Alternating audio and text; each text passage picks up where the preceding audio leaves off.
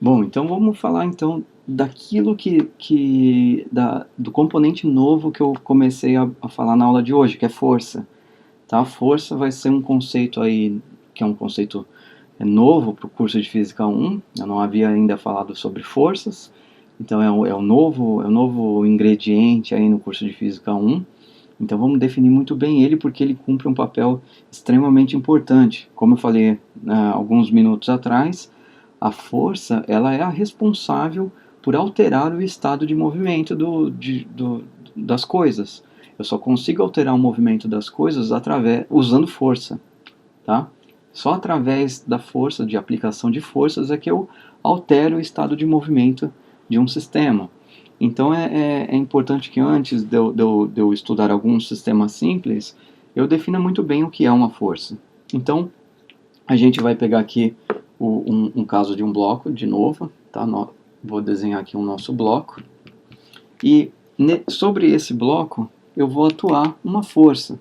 Mas olha só, se eu empurrar da esquerda para a direita esse bloco, ele vai alterar o estado de movimento dele, que é o repouso. Então, né, eu tenho a velocidade aqui dele zero em relação a mim, né? Ele está em repouso. E eu venho aqui e aplico uma força F da esquerda para a direita.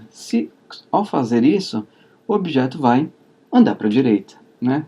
Mantendo aqui uma força F constante, que aqui nesse caso aqui, só nessa explicação, pode considerar que é alguém empurrando mesmo, aplicando uma força F constante. Eu estou empurrando o bloco. Se essa é a única força que atua no objeto, o objeto vai para a direita, certo? Ele tende a ir para a direita. Eu não vou chegar nesse bloco e empurrar ele para a direita e aí ele vai se revoltar comigo e vai tentar ir para cima.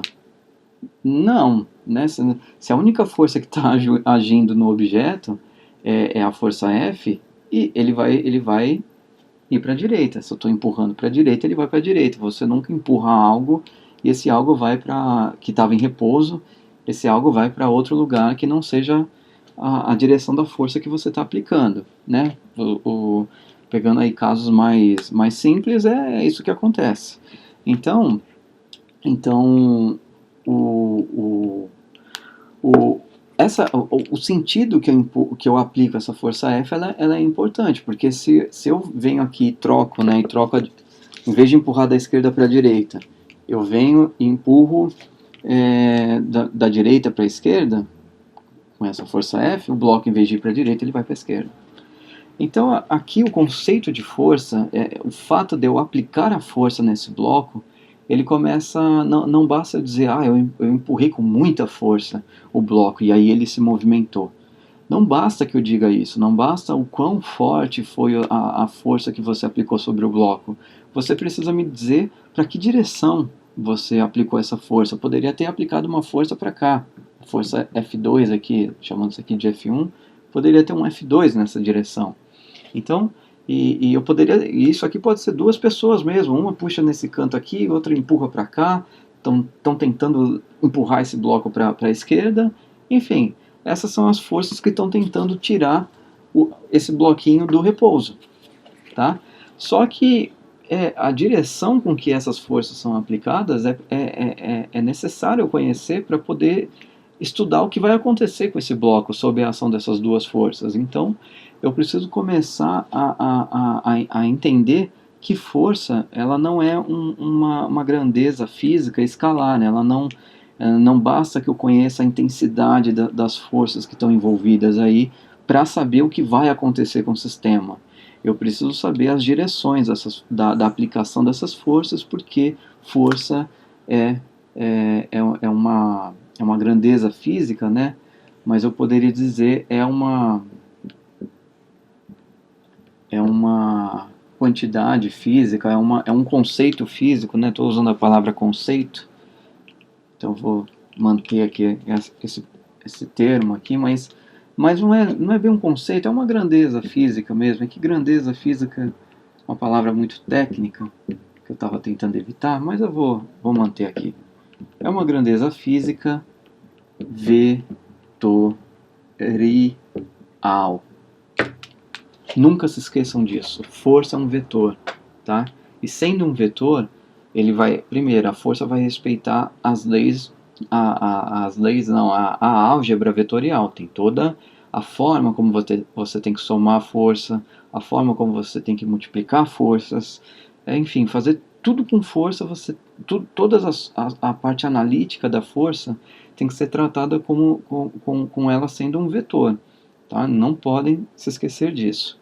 Antes de eu falar, enfim, da unidade de medida para força, eu vou discutir um pouquinho da primeira lei de Newton, mas aqui o importante é vocês compreenderem que força é um vetor, tá? Esse é o primeiro recado que vocês têm que guardar. Bom, então eu vou acho que agora aqui apagar aqui. Bom, então compreendendo que força é um vetor, agora a gente vai analisar o bloquinho novamente, tá? Então eu vou desenhar o nosso bloco aqui de novo. Ele está sobre uma mesa e está em repouso. Esse é o nosso bloquinho. E ele está em repouso, tá? Não havendo ninguém aplicando força sobre ele, assim ele vai continuar nesse estado aí de movimento, que é o repouso, velocidade zero. Bom, vamos supor agora que vem alguém aqui e aplica uma força F1 nesse sentido. E aí vamos até pôr aqui, ó, um ângulo θ que faz com a horizontal. Então vem alguém aqui, sei lá, pode amarrar uma corda e puxar essa corda nessa direção, né? Lembrando que é muito importante que se diga a direção da força F1, para onde ela está sendo direcionada, porque isso vai fazer vai fazer toda a diferença na hora de entender qual vai ser o movimento desse bloco sob a ação dessa força F1, tá? Então enfim, estou representando a força F1 aqui como um vetor. A força F1 é vetor porque, enfim, se eu aplicasse esse mesmo F1 para cima, o bloco iria para cima e não para a direita, aqui um pouco para a direita, um pouco para cima, tá? Então, mas por enquanto, só estou representando aqui a força com uma intensidade F1 nessa direção, faz um ângulo θ com a horizontal. Então, sob a ação dessa força aqui, com certeza, se for somente essa força que estiver atuando nesse bloco, com certeza esse bloco vai se movimentar, tá? Ele vai se movimentar nessa direção. Eu estou puxando ele para cá, ele vai subir, ele tenderia a se movimentar nessa direção. Mas agora vamos imaginar uma outra situação em que eu tenho tem uma situação aqui que vamos imaginar aqui uma força F2, tá? Uma força F2. Vamos colocar aqui, vamos colocar uma força na horizontal mesmo, só que no sentido contrário, um F2 aqui, um F2 aqui. Vamos agora imaginar uma terceira força chamada F3, que é como se alguém empurrasse ela contra a mesa, tá? Então vou representar aqui um F3. Enfim, estou analisando de novo. Eu tinha um bloco em repouso e agora em um determinado momento surgiram essas três forças aqui, F1, F2 e F3. E o mais engraçado é que eu falei até agora que sob a ação de uma força eu alteraria o estado de movimento de um objeto, certo? Nem sempre. Olha só esse caso. O que eu estou falando para vocês é que o bloco estava em repouso e em um dado momento alguém puxa para a direita com uma força F1 e nessa direção, uma outra pessoa puxa para a esquerda com essa intensidade F2 e alguém empurra o bloco contra a mesa com uma força F3. E o mais engraçado é que o bloco continua em repouso. Ou seja, parece que eu estou caindo aqui numa contradição. Eu falei até agora que as forças são responsáveis por produzir mudança no estado de movimento dos objetos. E o que está acontecendo aqui é que três forças estão atuando no objeto e ele não sai do lugar. Essa é uma observação importante a ser feita, porque ela a princípio está violando a primeira lei, está violando a primeira lei de Newton, que é o estado de movimento das coisas só será alterado sob a ação de forças. Senão ele vai permanecer, não havendo forças externas, o sistema permanece no estado de movimento dele. Enfim, ele permanece nesse estado de movimento sem a ação de forças. Então aqui eu estou atuando forças e o estado de movimento, o repouso, né, desse objeto continua sendo o mesmo, que com força ou sem força não mudou nada. Então, essa aqui é uma observação importante. O que está acontecendo aqui? Há uma violação da primeira lei de Newton? Na verdade é que a forma como eu enunciei ela ainda está incompleta. Porque vocês que já devem ter brincado de cabo de guerra, sabem que pode ser que, por mais força ali que você está atuando sobre algum determinado ponto, se tiver uma outra pessoa aplicando a mesma força de forma contrária, vocês não vão sair do lugar, né? Vai ficar um cabo de guerra ali parado. Embora tenha muita força tanto num lado como no outro, essas forças meio que estão se anulando. Uma está cancelando a outra e a corda não sai do lugar, né? Eventualmente alguém vai fazer mais força, né, do que o outro e aí vai se movimentar para um lado ou para o outro. Mas enquanto o objeto ele continua em repouso sob a ação dessas três forças, se ele continua em repouso é porque o somatório dessas forças dá zero. Ou seja, elas estão se equilibrando. Se eu somar F1, F2 e F3, isso aqui vai dar zero. Tá? A soma dessas três forças, para eu manter a primeira lei de Newton funcionando, eu preciso que, ao somar vetorialmente F1, F2 e F3, essa soma seja zero. Então, por quê? Porque se a soma vetorial de F1, F2 e F3 der zero, é como se elas não como se uma anula a outra, é como se o objeto não sentisse efetivamente nenhuma força. Então aqui, para eu deixar a primeira lei de Newton mais completa, inclusive para entender situações como essa, eu preciso dizer que um objeto permanecerá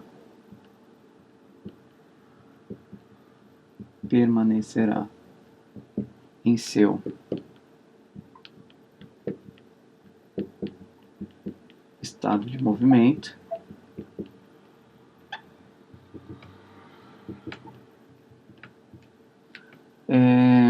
se a força, aqui eu vou até escrever com outra caneta devido à importância dessa palavra, se a força resultante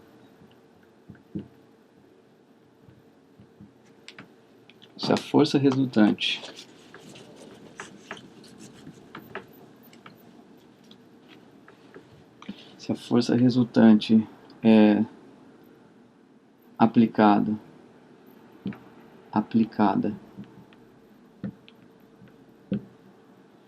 se a força resultante aplicada for nula. Força resultante, gente, é o que eu falei de somar as forças F1, F2 e F3. A força resultante que eu vou representar aqui ó, força resultante em vetor, tá? Porque força é um vetor. Então, eu vou somar, somatório, I igual a 1 até 3, né? Eu tenho 3 forças aqui. Então, eu vou de 1 até 3. Fi. Ou, né, quem não está acostumado com essa notação, pode escrever assim também, ó, que força resultante, deixa eu escrever aqui mais embaixo, força resultante é F1 mais F2 mais F3. Se eu tivesse uma quarta força, mais F4, mais F5, mais F6, mais até se eu tiver 80 forças atuando nesse bloco e ele permanece em repouso, eu ia somar 80 forças aqui, tá? Para eu não escrever 80 termos, a gente usa essa notação que representa um somatório. FI aqui é só trocar o I igual a 1, F1, mais somatório sempre impõe que você tem que somar, mais, tá? É a definição do somatório. Então, primeiro termo desse somatório, F1 mais. Segundo termo, o I vai para 2, mais F2, mais F3, mais, até N. Então, aqui eu poderia... É que o exemplo aqui tem 3, né? Mas eu posso até, para deixar já de forma geral, boto um N. Né? Onde N, esse N, nesse caso, vai ser 3. Mas se for 80 forças, esse N vira 80. Tá bom? Bom, então aqui, ó, esse enunciado aqui, ele pode resumir muito bem agora, de uma forma já um pouquinho mais robusta, a primeira lei de Newton. O objeto vai permanecer em seu estado de movimento se a força resultante aplicada nele for nula, aplicada no objeto for nula. Então, considerando então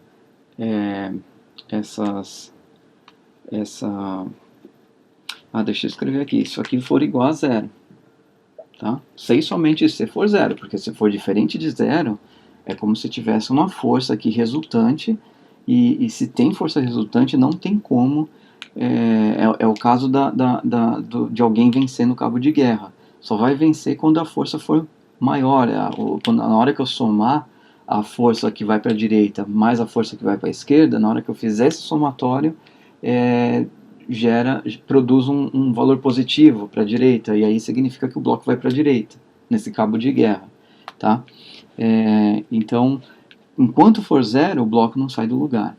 Então, o fato da força resultante ser nula significa que o objeto, se ele está parado, ele vai ficar parado. É o cabo de guerra ali em equilíbrio, tá bom? Isso aqui é a equação de equilíbrio na mecânica. Força resultante é igual a zero, isso significa equilíbrio também. Tá? Quando vocês forem estudar sistemas em equilíbrio, essa é a primeira lei de Newton, é a que fica regendo a situação. Tá? Em sistemas em equilíbrio, significa que força resultante é nula.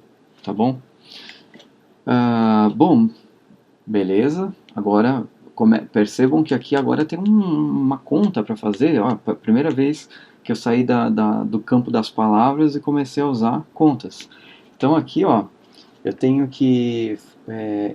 primeira coisa, para eu somar vetor, eu preciso definir um sistema de coordenadas, tá? Então eu vou definir um sistema de coordenadas assim, ó.